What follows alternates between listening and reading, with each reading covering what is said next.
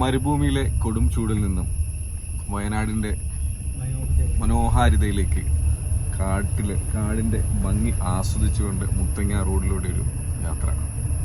சின்னஞ்சீரு கூட்டுக்குள்ள சொர்க்கம் இருக்கு. அட சின்ன சின்ன அன்பில் தானே ஜீவன் இன்னும் இருக்கு.